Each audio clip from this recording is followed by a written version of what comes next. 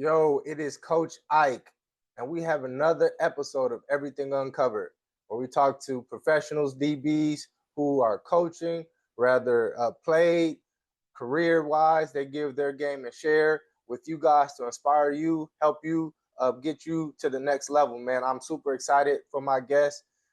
Without further ado, man, I want to bring in Jevon Johnson, man. This is gonna be a great one, fellas. Gonna be a great one. Yo, Jevon, can you yo. hear me? Yeah, I can hear you. What's going on, big dog? How you doing? I'm all right. How's it going? Going good, man. Going good. Appreciate you hopping on, man. For sure. So, you feel me? Jevon, he coaches. He coaches back home at Gannon University, right? Um, he Correct. is he is the DB coach. He's a legendary. All right. Um, a lot of people should know more about this man right here. But we gonna get into the story, and like I said, man, appreciate you hopping on, man. Again. Absolutely. So man, can you share, bro? I see you from Pennsylvania. You still in the area. Can you share a little bit about your upbringing in Pennsylvania? I've never been there, so can you shed some light about this? How it is in Pennsylvania and everything. Yeah, I grew up in what people consider the Harbor Homes, which is like the projects in Erie, Pennsylvania. Like we got a bunch of different housing complexes that cater to low income housing. And the one specifically I grew up in is called the Harbor Homes, but we call it Hollywood. But it's nothing Hollywood about it. Yeah, You know, grew up in a single parent home with five kids, three adults, and multiple cousins in and out the house. My mom adopted three of my cousins at a young age that were taken away from foster care, and then from that point, it was just a lot of chaos. You know what I mean? Growing up, had the struggles with um, being around people involved in the drug game and and doing all the things that you don't want young kids to see. Um, Shootings on a regular, the same stuff that a lot of people that grew up in the low income areas deal with. But for me, it was more, I was focused on trying to find a way to make sure that I had a way out of that because I didn't want to be a statistic. I didn't want to grow up and be like, oh, I should have, would have, could have did this, that, or that. So I actually took a different path. I went to public school for most of my high school or most of my upbringing, and then in high school, ninth and 10th grade, I went to the public school for high school, and then I transferred to a prep school. And then that's where like a lot of things changed for me. Learning about the discipline of, the life, discipline of life of just being where you're supposed to be, doing what you're supposed to do, and taking care of business. Um, and I started to be able to do all those things, and then everything else started to kind of take shape. Ended up getting recruited to go play college football at the University of Iowa. Had only two Division I scholarships, and Iowa was one, Kent State was the other. And but I had a prolific high school career, and I didn't understand why I wasn't being heavily recruited. yeah, And then I started to understand the politics about the game. People what they look for in players and all of that stuff. Um, and that kind of changed my perspective on things. But I always had a chip on my shoulder to say, anybody that doubted me, I was gonna prove them wrong, and that's kind of how my career went. As a football player. Nah, so you definitely proved a lot of doubters for sure, a lot. And I kind of want to go back to you going to the prep school because in California we really we don't necessarily have it like that, right? Yeah, Can we you jump in. explain what the difference is between like a regular public school and a prep school? And then can you share, you mentioned that two schools were recruiting you for the most part. Did those come in like late, or was it just like what made you choose Iowa ultimately at the end of the day? Yeah, I mean the difference between public school and prep school. One, at public school, all my friends went there. Yeah, It's predominantly black. You got teachers that don't have a lot of control, and and people just kind of show up when they show up. Like there's really no accountability, no standards at the public schools. That's not all public schools, but in the Erie public schools, that's the way it is. At prep school, though, it's a lot of discipline, a lot of accountability. Education is a premium. Like you got to do things the right way. Plus, it costs a lot of money to go there. So, yeah. everybody can't go to prep school because it's not affordable for people, especially from the community that I grew up in. If it Hmm. wasn't for football, I would have never had the opportunity to go there. Yeah. Um, but that's really the difference is academic standards, and then the discipline and the accountability of it, and then from there, college wise, Kent State was on me early. Like they recruited me the longest out of anybody. And then Iowa actually offered me a week and a half before signing day. They were heavy on my teammate, and he was pushing his brother to get a scholarship as well. He played running back. The brother was the running back. The other my friend was the corner on the other side of me. But he ended up going to Wisconsin instead of Iowa, and then I ended up getting offered by Iowa. They actually came to my basketball practice Hmm. and asked if I could dunk a basketball because of my size. Everybody wanted to know if I could jump and things like that. So they left out after I dunked it, and they offered me a scholarship the next day. Man, that's amazing. What the? And you talk about Iowa, they gave you that scholarship, and we'll Hmm. get into your stats because I think it's truly amazing what you did up there, not just in college, but in your career in general. But how was that experience now going from Pennsylvania right to Iowa? Now I've only drove through Iowa. I haven't actually went. So I have seen though there's nothing out there for the most part, but uh, Yeah. farmland and everything like that. So, how was your experience on campus and in the community? Oh man.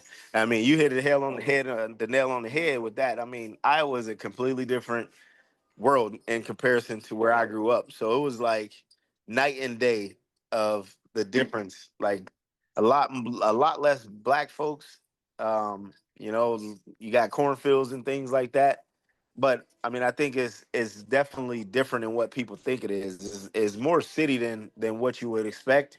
It's not like you living in the middle of cows and cornfields, but Yeah. um, the school's in a great location, one of the best party towns in all of America. Um, but it was fun. Like I had a great time. I was able to experience something different than what I was used to. And then from there, just embrace the game of football. Because in Iowa, there's not a lot of things to get into. I mean, it's Yeah. it's a college town, so you're gonna have your typical college parties, things that college kids get into. But it allows you to focus more on playing the sport that you play because it's a lot less trouble to get into unless you're really just wild and obnoxious. But we definitely had fun, embraced it. It was definitely a different culture, though. No, for sure. I read an article. It said I don't that you know. loved it, but you really stuck out just because being black, though, and they knew and understood that you was some type of athlete, though. But you say you truly enjoyed yourself, so that's great to hear.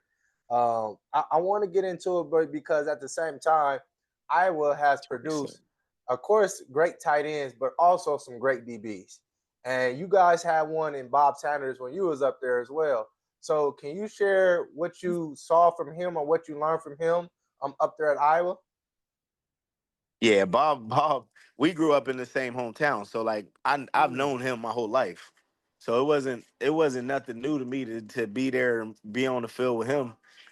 He was like a mentor for me growing up, somebody that I watched for a long time just go out there and destroy people. So it was easy adjustment for us to play together because we were kind of built from the same cloth. You know what I mean? yeah. Just from the way we grew up. So we challenge each other every day. We push each other to our limits.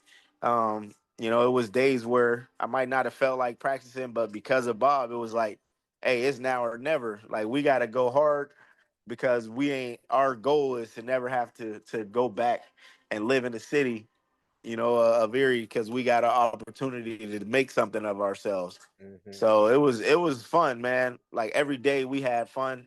We pushed each other, and we won a lot of football games because of it. And our secondary at Iowa, the history of it, a lot of guys that were under recruited that overachieved. We had great coaches, great strength and conditioning staff, great support system. Everybody that was involved really made it easy for us to go out there and play football. Yeah. And was Bob Sanders, did he always play like that even when you guys were younger? Oh hell yeah, hell yeah. He played like that from the time we grew up to the time that he ended his career. He played the same. Like he played running back, but he played running back in high school. But he ran the ball the same way he played DB. Like he was just very physical, and he just always liked to run into people and stuff. So that was just his MO. Man. Unfortunately, it cost him his career because of all the injuries and the toll that it took on his body. I mean, Bob's not a very big guy. I Yep. mean, he's about the same height as me, 5'9", 205 pounds. So like he built with a crazy stature, but he definitely beat himself up. Nah, facts. And for all you young guys who do not know who Bob Sanders is, he's a Super Bowl champ. Actually was Defensive Player of the Year. Played for the Colts. You guys, please look him up, and y'all gonna be very impressed with his body of work. Um, but Yeah. man, you also, bro, I think, and I don't know if a lot of people they understand this because where Iowa is, I think you guys got the best defensive coordinator, and at this time he was your DB coach, Phil Parker. How was that for you to have him as a DB coach, and what made him so special? Now Phil is a master of technician. Like he makes you master your technique. He's not gonna settle for anything less than that. He's gonna push you every day. He's gonna challenge you every day. And he's a mastermind when it comes to calling defenses. Like he understands situational football at a very elite level. So it makes it easy for him to call things because he knows what's gonna happen and when. Um, so defensively, we've always for many years, many decades had great defenses at Iowa. Like we had always great defensive linemen. You're gonna have really good, talented, athletic linebackers, and then secondary guys that overachieve. And that's because of Phil Parker and the amount of work that he puts into the guys in the secondary reaching their full potential. Like a lot Mm-hmm. of people don't understand that we do all the simple things at Iowa very well. Like Yeah, it's not, it's not fancy. It's not, those things that everybody think is we do the little things at an elite level, and yeah, it's like very repetitive, and it's not over the top. It's just a matter of going out and getting things done. yeah. Now that's facts. And man, just to talk about what you did there at Iowa with your time there, you left with double digit career interceptions, which is impressive, right? And like you said, that defense, you guys were stout. You guys had some ballers. Um, and now it's time for you to leave, right? You went undrafted, but you had an opportunity still in NFL. What was that experience with the Pittsburgh Steelers when you got there? Yeah, I mean it was everything, man. I was something that I dreamed up as a kid to be like, just to have the opportunity to make it there was something that a lot of people want, and a lot of people don't understand that it's a lot of work that goes into that to make that dream become a reality. And for me, I didn't even think about how hard I was working. I was just doing it because I always had a chip on my shoulder. Mm-hmm. And then doors opened up that I never thought would ever be possible.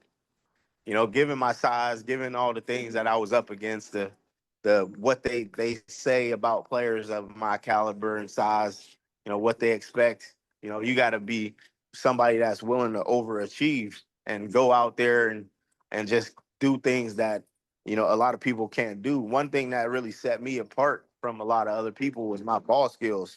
Yeah. I think I'm an elite ball guy. Like, I really pride myself in taking the ball away.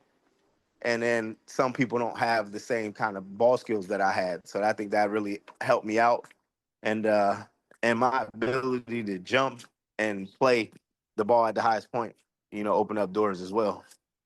No, for sure. And it's actually crazy because just reading up, this is how we kind of connected. So there's a player, Chitty.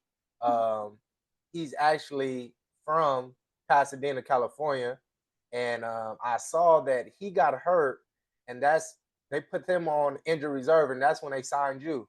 I said, "Oh man, that's Yeah, crazy." Chitty, yeah. Yep. I said, "That's crazy." Someone from I, Pasadena, but now you got somebody. I was like, "That's a cool connection right there, man." But let me ask you this, because you talked about your height, and I understand. I think you are an inch, 2 inch taller than me, right? Do you feel like if you played in this, because I feel like today's game a little different. I don't think they look at size too much. It's more so about plays.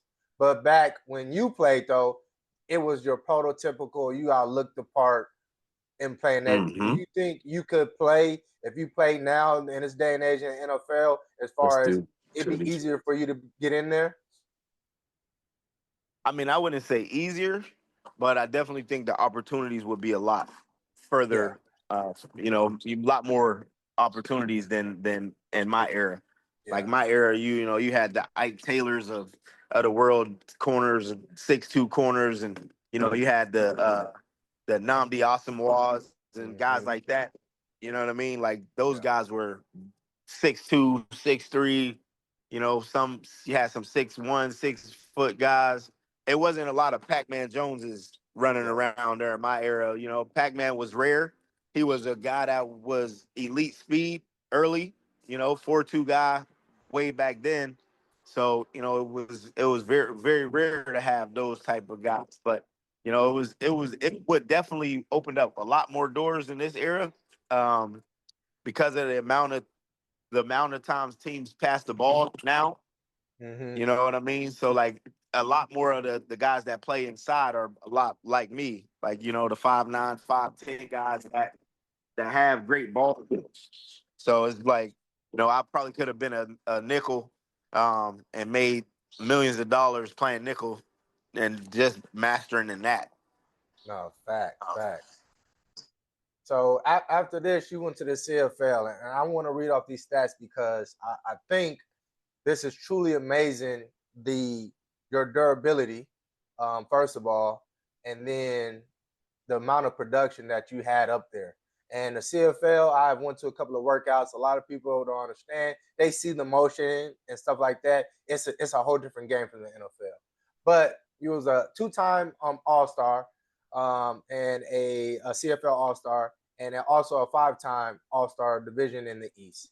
You have won a Grey Cup with the Rough Riders, and then not only that, um, you you have played against some elite talent in the CFL, because in the CFL they actually be balling. Like, there's truly ballers. Um, but you also are the most outstanding defensive player award. You got there in 2011, that you also won that award. Yeah. And these are just something, and this is the biggest stat to me, because we talked about availability with Bob Sanders. You played over 10 years, bro. Like, when it comes to that, when you think about your career, you know what you what is the biggest, or what was the biggest play for you, or your biggest accomplishment when you just did this? Yeah, I mean, the biggest thing was, like you said, durability. Honestly, like in my CFL career, I missed 4 games. One Mm, due to the passing of my little brother, and then 3 I missed in the same season, from a bicep injury where they said that I would be out for 6 to 8 weeks, and I was only out for 3. Um, and then that's it. Like, I played in the CFL for 11 years, and I missed 4 games in 11 years. So like that in itself, the durability of that. You want my car? Yeah. The durability of that in itself was allowed me to make a lot of plays just because I was Mm-hmm. always available, always out there, and then it just kind of built on that. And then when quarterbacks would throw the ball my way, they all knew what was up. Yeah, so it says you had 34 career interceptions. Like you said, man, the availability, that's the main thing. Very productive. 9 forced fumbles, 14 fumble recoveries. Um, did you play everywhere? Because I understand the CFL. Did you play everywhere? Because there's some people, they will have opportunities to go play in the CFL. What advice could you give guys to maneuver, especially from the States, when they get up to the CFL? I had a couple of guys that I've trained who actually played up there as well. Yeah, the more you can do, makes you more valuable, in my opinion. Like honestly, I think if you play nickel, or play any of the inside spots, or if you're a corner and you can play in the inside, that makes you more appealing to the teams in the CFL because of the motion. A lot of people fear the guys running at them in motion, so it kind of gets it makes guys one dimensional.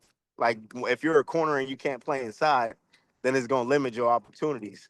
So it's like you just got to be willing to at least try it out. You ain't got to be like elite at it, but just be willing to go inside and try it out and see like what you're capable of doing in there. Like especially if you play nickel and down south, you should be able to go up there and play nickel and or play the halfback position up there in CFL.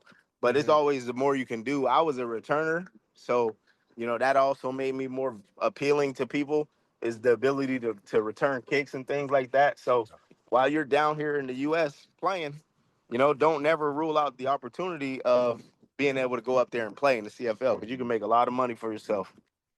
Not bad, bad. And now, in your football career, what would you say is your best moment? I mean, you made so many plays, rather from college, CFL, winning the championship. What would you say is your biggest accomplishment? I think the biggest one for me was winning the Defensive Player of the Year, Mm, becoming the first defensive back in the history of the league to win it. It's crazy because the league been 100 years. It's been around for 100 years, and being the first DB, like I've seen some guys that had crazier numbers than I did that didn't win. So that's crazy to me. But that's a big accomplishment to be the first one to ever do it. nah, that's history right there. You in there for sketched in for the rest of your life, and that's dope. That is dope. Yeah, that's true. So, like all of us, right? As football players, at some point in time, football's going to end. Were you ready to make that transition, or did it take some while for you to accept? It's time for me to move on mentally. I mean, I think mentally I was fine.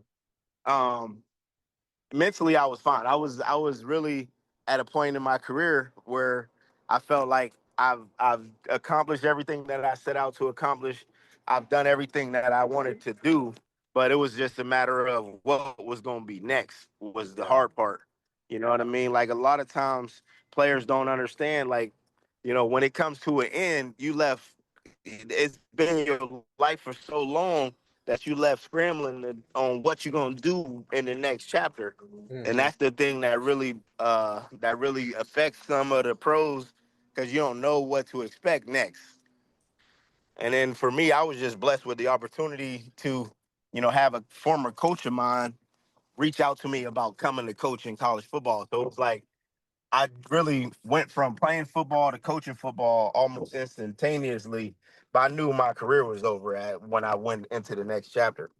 Yeah. Yeah. Okay. Okay. So, and you mentioned this now. You coach at Gannon, right? And you see how everything is moving from Yep. the time when you was in there to how it is now. What is your take on the new college environment, and how much has this affected at the D2 level where you at currently? Yeah, I mean, with the NIL stuff, it definitely has impacted the game in a variety of ways. I think some for the good, some for the bad, because it's just, most of the D1 guys are the ones making money, so it leaves the D2 and D3 guys kind of left out. But it also affects the transfer portal, because now a lot of those guys, when they do have success at the Division 2 or Division 3 level, they're looking to leave and level up so that they can try to make money for themselves. Which, as a coach, you understand it, but it just, every year the roster is going to be different. You Yeah. know what I mean? You're not going to always have the same guys, so you got to kind of prepare for that. And I love it that the guys are getting paid, because, it's a lot that goes into it.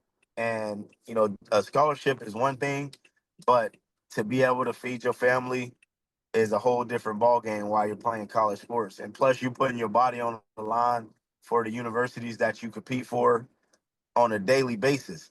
I know a lot of guys that I play with in particular that, you know, if they were getting paid back then, they would have been able to take care of their families.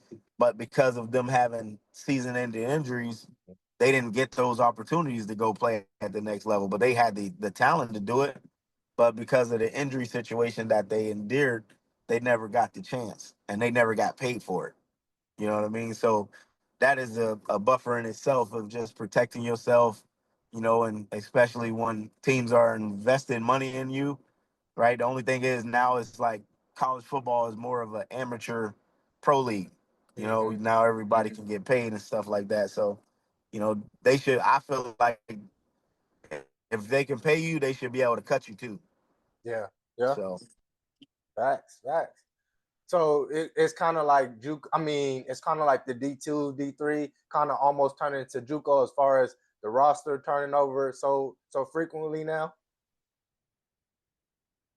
yeah, without a doubt, the roster turnovers is definitely making, D2 and D3 kind of like a JUCO system. Where you guys will go there for a year or two and then, try to move up or move around. But, at the end of the day, I mean, that's kind of the landscape of college football right now, is just being able to recruit your roster over every year and add some pieces to it. I think Division 2, as a whole, has gotten a lot better because of the Division 1 having to cut their rosters, and then the opportunities for guys are few far in between, as much as, people want to admit it. The 105 roster limit in Division 1 is just trickling a lot of talented players down to Division 2 and 3.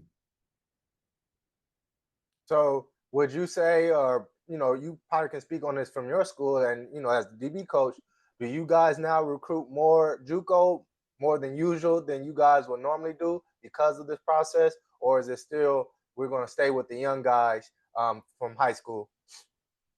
Yeah, I think you gotta be ready to kind of, do your due diligence and, find out all the reasons why certain guys end up at JUCO, or why are they in the transfer portal and things like that. Because you don't want to bring a cancer into your locker room because he's been bounced around from different school to different school, and it not be because of, football. You know what I mean? We don't want, those type of guys that come into our program that'll just eat the back out of it.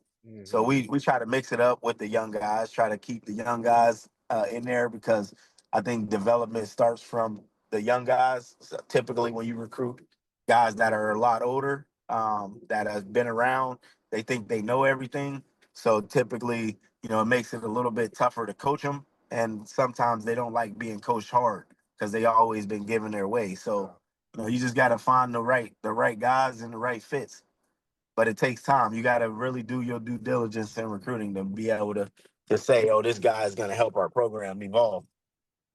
No, facts, facts. I totally agree with that on. Now, as like playing the DB position at a high level, that you played at, what do you look for when you're recruiting DBs? I look for guys that put it on film, that play with grip pad level, stance and start positions are right. Like, they're not just standing straight up and down when the ball snap. They get in the stance, they use their pedal, they use their press. I try to look for well-rounded guys, and also guys with great ball skills. that you could tell on film, guys that have confidence in what they're doing. So I just try to look for those type of guys and to just add to our room, because we got players that are really talented, um, and I could coach a guy that's talented and has good technique. It's just the ones that just run around on the field and make plays without ever getting in the stance and things like that. Like trying to correct all their bad habits, it makes it a little bit more difficult. Yeah, yeah. Now, I have two more questions for you, Mhm. and I kind of want to know because we talked about the availability, you being in CFL. What were some things that you did, rather you knew it or unknowingly, which kept you to be available over your football career? Um, Honestly, you know, off season was a big thing for me. Um, I never took for granted the time that I had over the summers and the off season in the spring. Like I put a lot of work into, preparing myself for a 18 game season. And it was like, when I was home, I spent many years of my playing career and just training by myself. Mm-hmm. And that takes a different level of commitment and discipline to be able to go out there on the field, get your work done with nobody else out there, Yep. and it just being you. Like that, it was like the true definition of what you doing when nobody's watching type of Mm-hmm. mentality. And like I really put the work in, so it was easy for me once the season came back for me to be prepared. Like I always hit training camp, running full speed. Like and the young guys would always be like, "Man, how do you do this for so long?" And I'll be like, man, y'all don't understand what it takes to be a pro. Like, pro guys don't need somebody to tell them what to do, when to do it. Like, they're gonna be there, they're gonna take care of business. And it's not gonna be um they not gonna take it for granted. Sometimes guys get too caught up in, the glitz and glamour of being a professional, like wanting to go party all the time and things like that. Like that just never was me. Like I had fun, but it was very minimal when it came time for business. Like I was Yeah. always about business more than fun. So Mm-hmm. that's why I was able to play for so long. Now that's real right there. Um, I I actually do want to ask one more bonus question because I think this is very important. You now have kids, man, and I'm a father as well. I have Hmm. three currently. When you initially became a father, what was your initial reaction, and then how has that changed you mentally into the person you are now, or how you had to go about things? Yeah, one, I mean, you got to keep things in perspective. Like now, being a father is like, okay, now my time has to be divvied up to raising my children over just being a football coach. Like I can't Mm-hmm. just put all my eggs into football and forget about my family, because at the end of the day, when all this stuff comes to an end, like my family gonna be the ones there supporting me going through whatever struggles I might face when it's all said and done. So I always remind myself that my kids are the most important part of everything, and football is just who I am as a person that has always been in it. But I gotta be mindful of what am I doing and how I'm sacrificing my time, so that I can make sure that my kids are a priority. No, facts, facts. That's big. That is real You big. sometimes we get into coaching and like you get lost in this world of like just constantly football, football, football. But when you're a father, man, it got to be family, family, and then you take the time you have for football. Like anytime I get a chance to get out the office, like to go spend time with my kids, whether that's going to a recital or taking them to school, picking them up from school, like just those little moments, you miss a lot of that in this business of coaching because you don't get the opportunity to do it because you spend all your time basically raising somebody else's kid. Yeah. You know what I mean? So it's like, I try to keep that in perspective all the time. So right now you coaching back home, and Hmm. you have the opportunity to stay, see your kids a lot. would you take another coaching opportunity and bring them with you if that's the case, or if that's the goal that you want to do? Absolutely. If the opportunity presents itself, it just got to make sense. You know what I mean? I'm not chasing a dream. I enjoy the people that I work with right now, and it has to be the perfect feel for me. Like I'm a feel guy. Like if I'm something's off or the vibe's off and I ain't feeling it, like I'm not gonna chase it. You know what I mean? Like it just got to make sense. And if it makes sense, I'm gonna be all in, and my kids gonna be ready to rock and roll too. Nah, that's real. That's real. Man, I actually on Twitter, man, you very active, and there's a lot of kids who want to get in contact with coaches, Hmm. rather connect or just do their due diligence on their part. I think you do a great job not only with kids, but also with coaches as well. Can you break down what is the most possible serious way a young man can reach out to coaches in a professional way and manner?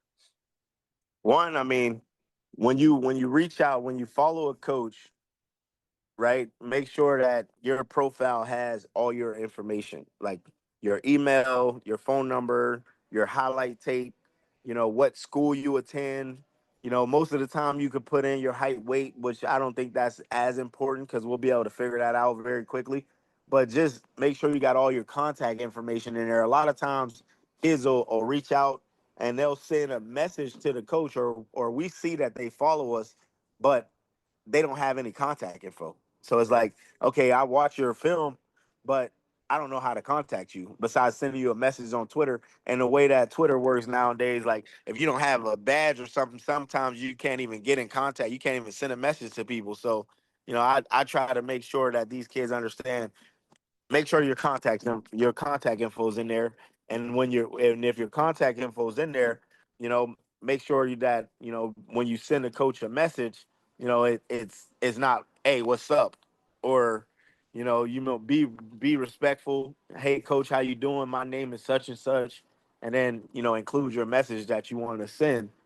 But at the end of the day, make sure you got all your contact information in there, and then send messages, but also send emails, because sometimes those messages, like my Twitter inbox is so flooded that I don't even look at. I probably go through like the top 20, and then once I send those 20 messages, then I get a flooded with more. So it's like it's hard to keep track of all the Yeah. messages and stuff on Twitter. So like try to email, like look up the coaches' emails and send them an email directly to their email at the school. Okay. Okay. Now that's definitely some jewels. Man, this is my final question, and I really want to see your answer because I don't think a lot of people credit Iowa as far as when it comes to DBs, as far as production. We're not even just talking about always NFL, but where would you rank Iowa when it comes to the DB Um, the DB position? I would, as a whole, I would say we had to be in the top five. I I think agree. LSU has has put out some really great DBs. I think Alabama has done a really good job. Um, Florida, USC, but I mean Iowa got to be in the top five. Michigan is up there, but Iowa definitely got to be in there somewhere, top five. No, no. So I definitely agree. So I looked it up. Um, just as far as they have Ohio State actually has the Oh most yeah, Ohio drafts. State. Yeah. Yeah, Yep. they have the most draft picks as far as the DB position, and then you have LSU, Alabama. But I definitely have Iowa in their top five as far as the amount of production that you guys have had at the position, regardless if it's professional or at the college level. I definitely have them top five for sure, for sure. Yeah, like and when it comes to being pros, we got some guys that has longevity at the pro level and did some amazing stuff. I mean, at every position, but DB for sure. Nah, nah, facts, man. Jevon, man, I definitely appreciate you taking the time out, man, hopping on. Where can guys get in contact with you, rather it be coaches, because I know you make yourself available, but at the same time, any kids that are interested in playing for you. Yeah, they could definitely reach out on Twitter. My Twitter is Mr. underscore consistent underscore two. And then my Gannon email. is Johnson, my last name, the number 257 at Gannon.edu. That's the easy way to get directly in contact with me.